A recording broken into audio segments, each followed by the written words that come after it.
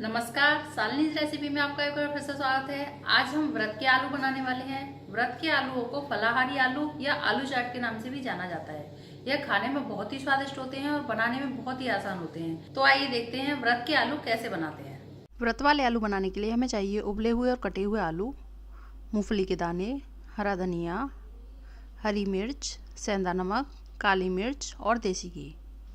सबसे पहले हम कढ़ाई में घी गरम करेंगे और उसमें जो हमने मूंगफली ली है उन्हें डाल देंगे और उन्हें 2 मिनट तक फ्राई कर लेंगे। ये देखिए मूंगफली हमारी फ्राई हो चुकी हैं। अब हम इसे कटोरी में निकाल लेंगे और कढ़ाई में थोड़ा सा घी और डालकर अब हम इसमें डालेंगे आलू और उन्हें भी अच्छे से मिक्स कर देंगे। और इसमें डालेंगे काली मिर्च, सेंधा नमक, हरी मिर्च और इसे भी अच्छे से मिक्स कर देंगे और 1-2 मिनट तक फ्राई करेंगे। अब इसमें डालेंगे मूंगफली जो हमने पहले से फ्राई करके रखी थी, उन्हें भी इस पर डालकर मिला देंगे।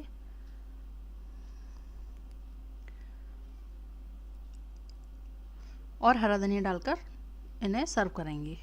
ये रेसिपी बहुत फटाफट से बनकर तैयार हो जाती है और खाने में बहुत ही टेस्टी होती है। जैसे कि हम महाशिवरात्रि के व्रत आ रहे हैं तो आप उनमें से बनाकर ज़रूर ट्राई करें और अपने कमेंट लिखकर मुझे भेजें। अगर आपको मेरा ये वीडियो अच्छा लगे तो मेरे चैनल को लाइक करें, सब्सक्राइब करें और कमेंट करें। धन्यवाद।